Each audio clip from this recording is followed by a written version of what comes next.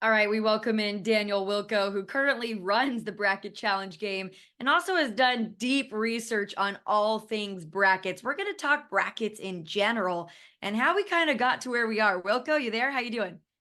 Hey, here and ready to talk brackets. All right, so you've done a lot of work on this, Wilco.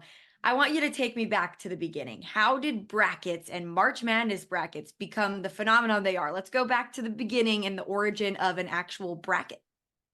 Yeah, for sure. So tournaments, of course, in sports have been going on for thousands of years. But if we want to look back at like the first recorded tournament bracket, go back 173 years to the World's Fair in London, the Great Exhibition in 1851. So there we had a guy named Howard Staunton, a British chess master, who was really looking for the way to find the top international player in the world in chess. And so what he came up with was a field of 16 players. And then he devised a way that would have a big impact for us a hundred and some years later. He put 8 slips of white paper numbered 1 through 8, 8 slips of yellow paper numbered 1 through 8 in a box. He had people draw. Whoever drew the white one was matched up against whoever drew the yellow one. And that's how we got the first ever bracket. If you look at this picture here, you can see the name is not that creative. It comes from the punctuation mark that we see here that Staunton used. So that is actually a bracket where he matched up each one of the 16 players into pairs of 2. And then every round after that, they drew another lot, kept going until he finally had a champion, and our first bracket with a tournament was completed. So you're telling me this is all thanks to a guy named Howard Stoughton.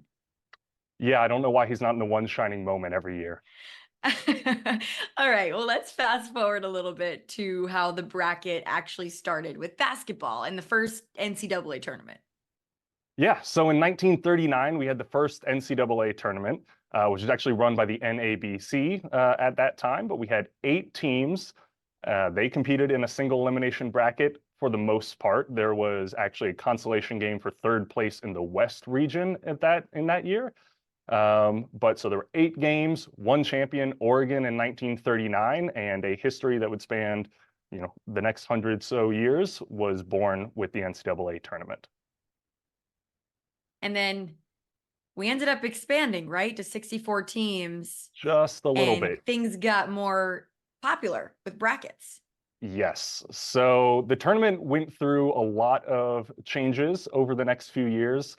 It expanded year after year. There weren't really any 2 years in a row that had the same tournament bracket until we get to what we call the modern history or the modern NCAA tournament bracket in 1985, when we expanded to 64 teams. And that's pretty much more or less what we've seen the bracket look like for the past 38 tournaments. So there's 64 teams. We've added some play-in games. The first 4 came in 2011. We had an opening round game in 2001. But really, when we talk about filling out brackets, we're looking at the same thing that we've seen since 1985, which is 64 teams competing in a single elimination bracket of 63 games with 1 winner at the end. And now we have tens of millions of people actually filling out brackets online. So someone had to have started that. I'm sure you know who it is. Yeah. So, there may have been someone in some basement somewhere who has filled out a bracket pool back in 1939 and picked Oregon and has the first ever perfect bracket. But from what we know, it was started in 1988 in a Staten Island bar. And so we actually see that this Staten Island bar had some hand-drawn brackets that they had put together, had a bunch of locals come and fill out who they thought was going to win every round of the tournament. And now, of course, that tradition has gone on and exploded just a little bit to tens of millions of people every single year that we see filling out brackets online. Just a little bit. I mean, March Madness and brackets are practically synonymous. They're one and the same. Why do you think that is compared to many other sports with similar format tournaments? Is it just the overwhelming popularity of basketball? Yeah, I think there's a few things at play. That's definitely one of them. I mean, college basketball is as big as most NCAA sports get nationally.